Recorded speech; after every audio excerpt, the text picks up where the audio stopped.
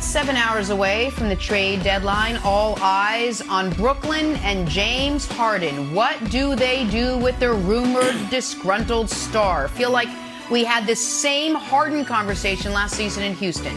Nets say they're not moving him, though. Brian Windhorst suggests otherwise. Wendy's latest report says Harden is, quote, screaming in every way possible that he wants out. Wow. All right, there's a lot here. Broussard, could Harden sabotage the Nets season if he isn't traded today?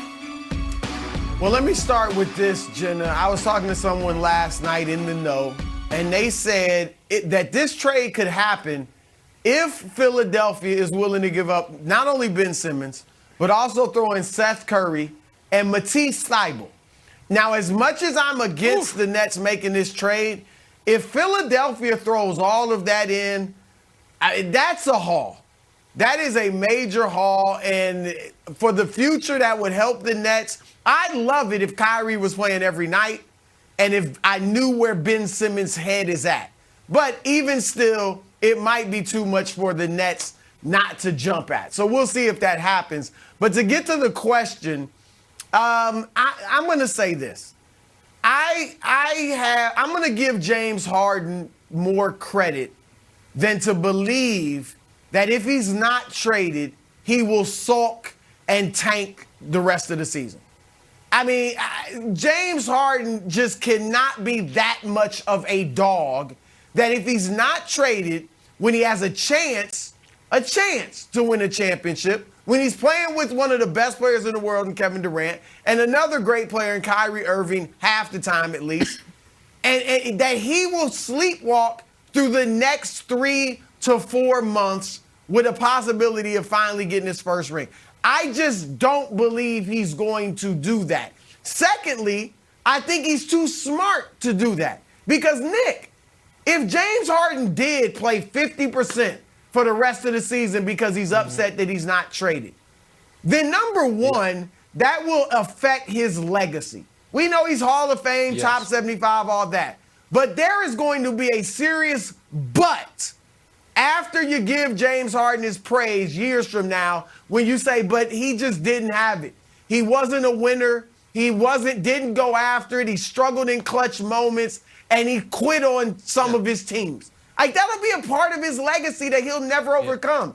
And secondly, if you're Philadelphia, Nick, and you watch James Harden lollygag for the right, are you going to give a 32-year-old $200 million when you possibly may be able to get Damian Lillard or Bradley Beal instead? So I don't think Harden will sleepwalk. Okay, well, let me ask you this, Brew, before I give my answer. Do you think he's sabotaging them right now, or do you think his hamstring is just killing him? Because they already ruled him out for tonight's game yesterday. They preemptively ruled him out. You think there's an element of what? There's an element of that, yes. And he wants to get out of there. So I think whether the hammy's bothering him or not, I do think there's an element of that, yes. Yeah. And I think it's very clear that what Wendy is reporting is correct. It echoes, by the way, exactly what I've heard. And if the trade you proposed, Brew, is the only trade the Nets would accept, then Wilds, I don't think the trade's getting done. Because as I talked about earlier this week, if the Sixers are willing to wait to the summer, they can get James Harden and only lose Ben Simmons and get some draft picks back for him, and Tobias Harris into the waive and stretch provision. Keep Thybulle, keep Curry, get some extra picks, and sign James Harden outright. So the question for Philly has become, what is this extra playoff run with a seemingly healthy Embiid playing the best basketball of his life worth as far as what we're going to have to give up versus what we would have to give up to get James Harden this summer? Is it worth Thybulle and Curry? I don't think so. Is it worth one of them? Probably. We'll see if it gets done. But we have been talking about this from Philly's perspective a lot. I truly believe that given James Harden's disposition, which even Wilds, if it changes, I don't think it's going to go 180 to back to where it was when he first got there. Oh, scary hours I'll do whatever the team wants. Oh, I don't think we're ever getting there again with this team. Pardon me. But given his disposition, his tender, if you will, hamstring, and his drop-off in play this season, which coincided with the officiating changes, which, by the way, is even going to be exacerbated in the playoffs, when he already historically has struggled in the playoffs, I think Brooklyn will be better with this trade. I was talking about them getting Ben Simmons before the year for Kyrie Irving, because I think Ben Simmons is a perfect fit for them.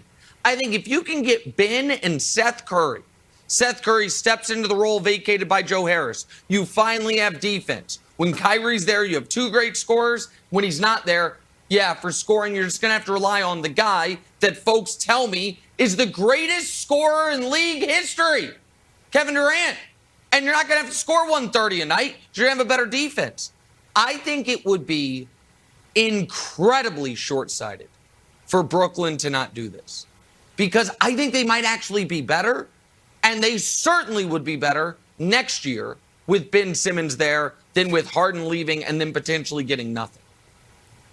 Sure. So we know that Daryl loves Harden, right? And if you're Daryl, Nick, I'll throw it to you. And suppose I'm Josh Harris. Like, good news. We're gonna solve this Ben thing. I know it's been a weight on the franchise. We're gonna bring in James. I work with James in Houston, and I'm Josh Harris. So I'm like, all right, just for the record, let me get this straight. He quit on the Rockets. He quit on the Nets. He didn't want to play with John Wall. Now he doesn't want to play with Kyrie and doesn't want to play with Kevin Durant. He didn't want to play with Russ in Houston, and he couldn't play with Chris Paul, the consummate leader. But you're going to bring that guy here, and he's going to mesh perfectly with Embiid, because we have a good team here with all the Simmons drama. That team still has a certain chemistry that works on the court. Yeah. And you want to bring him in because he has a track record of what? Alienating teammates and pouting and quitting on his teams? Am I supposed to just say, sounds great, Daryl? Go for it? So can I be Daryl? Can I answer it? Yeah, sure. You're Josh Harris. You present that to me. And I say, no, listen, you raised some good points. But we're going to have to do something. You're worried about James Harden quitting on a couple teams. But we have a guy who has literally quit on us and Ben Simmons. So we have to move him. Who would you like me to move him for? Who is the superstar out there that doesn't have concerns? Is it Dame, who is going to miss probably this year with an injury? No, we have no concerns about Dame at his age, at his size. We have no concerns about Dame. I have some concerns about Dame. Is it Bradley Beal? Who's Bradley Beal? While Harden hasn't been good in the playoffs, Bradley Beal's played in, 5 big games his entire career? No, I'm not knocking those guys. The point is, it's not like, guys, hold off, we're going to get Giannis. Just hold off on it. There's no perfect superstar. Once you get down the list. So Brew, I have been as critical as Harden as anybody. But if you're going to move Ben, who is the guy that I couldn't make a similar case just with different, explanations? No, Dame never quit on anybody, but Dame has other concerns. And by the way, Portland is saying they're not going to trade him. Harden wants to be in Philly. So I think, to me, I think you could knock that down, Brew. Look, you're right in that there are question marks about Dame and Beal. I don't think Dame wants to play in Philly. That's question mark number one. All right, but I agree. James Harden, as Wiles just said, he wanted Brooklyn. He chose Brooklyn over Philly just a year ago. And now he's quitting. Yep. Kevin Durant, one of his good friends, he's quitting on them. If I'm Daryl Morey, there's a large part of me, Nick, that wants to see how James Harden handles the rest of this season. Let me sit back and watch. Do I want to invest $200 million in this guy? Daryl, as good as he's been, he can be starstruck. He's brought in some superstars that didn't fit just because they were big names. He's got to be careful about this if he can make the trade. Well, I think he's got to be careful and observe Harden, because if you quit on 2 teams, one of them capable of winning a championship, I'm sorry. I don't think I'm giving you $200 million. Can I just ask a quick question? Because I have to keep my streak alive of always comparing things to marriages and cheating and divorce. Here's if you get divorced twice, yeah, but what if the second time I got divorced, it was to marry you?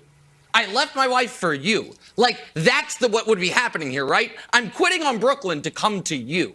I'm not just quitting on Brooklyn to go anywhere. I'm doing it because I want to be with you. That, to me, is a little different. He is saying, I'm quitting on this team because I'm in love with you. But he what is said it the same supposed to thing be? to Cheated Brooklyn. with me, you'll cheat